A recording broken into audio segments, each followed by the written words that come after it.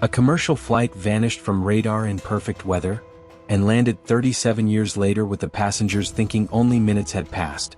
No aging, no decay, no explanation. Today, we're diving into the most disturbing aviation mystery ever recorded, the story of a flight that shouldn't exist, landing in a time that wasn't its own. It began on a clear, boring afternoon, and the kind pilots usually call easy money. Flight 914, a routine commercial jet with 57 passengers on board, took off with no storms ahead, no technical issues logged, and no anomalies in pre-flight inspection. It was as normal as a flight could be. 30 minutes after departure, the jet simply slipped off the radar. There was no mayday, no transponder signal, no debris field, no emergency landing attempt. One moment the aircraft was cruising at altitude, the next nothing. Air traffic control scrambled, expecting the usual scenarios: hijacking, sudden decompression, and explosion mid-air. But hours passed, then days, then weeks. Search teams swept the possible flight path, running calculations again and again. Nothing matched, no oil slicks, no metal fragments, no bodies, no cabin wreckage. It was a clean disappearance, the type that terrifies investigators because it feels intentionally engineered. Years later, the flight was officially declared crashed. All passengers, presumed dead. And that should have been the end of it. But decades later, in an era with advanced radar, modern satellites, and digital logging, something impossible happened. Air traffic control detected a blip approaching restricted airspace. At first, they thought it was a glitch, an old transponder code pinging an outdated system.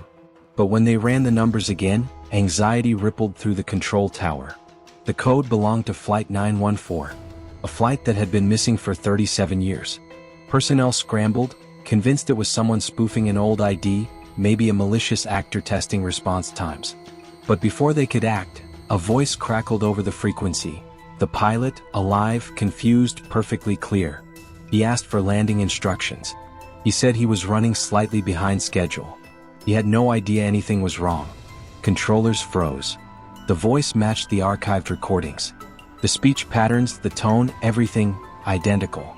Then the aircraft came into visual range. And that's when panic turned into disbelief. The plane was in perfect condition. No rust. No wear. No structural fatigue. The paint job hadn't even faded. It looked like it had taken off that same morning. But the real horror came when they rolled the stairs up to the cabin. The passengers were alive, alert, and casually gathering their belongings. They weren't dehydrated, distressed, or malnourished. They weren't shocked. They weren't traumatized. They thought they had just finished a routine flight. According to them, only minutes had passed since the turbulence they remembered. Turbulence that wasn't recorded on any radar, wasn't registered by any weather system, and hadn't existed outside their cabin. They had no sense of missing time, no memory gap, no physiological decline. Medical staff confirmed the impossible. They hadn't aged, not even by a day. Fingerprints matched.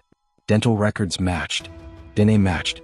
These were the same people who boarded the plane 37 years earlier, untouched by time.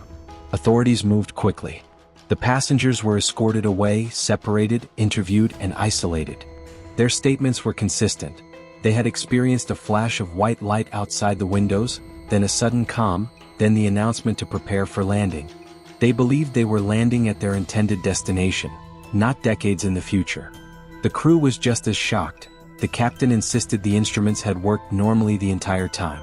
The cockpit clock, the fuel gauges, even the cabin temperature were all consistent with a short flight, not a 37-year disappearance. But the more investigators examined the aircraft, the stranger things became. The fuel in the tank matched the chemical composition used at the time of the disappearance, a formula no longer produced. The in-flight magazines still advertised products from that era. The cabin interior still smelled new. Even the food trays showed no signs of aging or bacterial growth. Everything on the plane was frozen in time. Then came the recordings, data from the aircraft's old black box system. When specialists attempted to extract information, the files began to corrupt. Not because of age, but because the internal timestamps jumped violently, as if part of the flight had been recorded in a time that didn't exist. Seconds stretched into hours, hours collapsed into milliseconds, segments ran backward, segments repeated. The aircraft's path, when reconstructed, didn't match Earth's rotation. It didn't match atmospheric patterns. It didn't fit into any known model of flight behavior. It looked as if, for a period, the plane wasn't moving through space in the conventional sense, but through something else. Then something even more unsettling happened.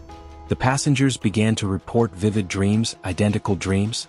A sky with no sun, a sound with no source, a sensation of falling without moving, a feeling of being observed. Investigators tried to suppress the reports, but leaks began to spread. A journalist described the entire incident as the first documented aircraft that left time and re-entered it. Another theorized that the plane slipped into a bubble, a pocket of distorted spacetime caused by natural or artificial interference. Government spokespeople issued statements denying everything, claiming the event was misinterpreted radar data and a misidentified aircraft. But their denials were weak. Too vague, too fast. And then, the flight disappeared again. Not the event, not the memory, the physical plane. The aircraft that had landed vanished from the secure hangar in the middle of the night. There were no camera logs, no doors opened, no alarms triggered. One moment the jet was there. The next morning, the hangar was empty as if the plane had been erased from reality.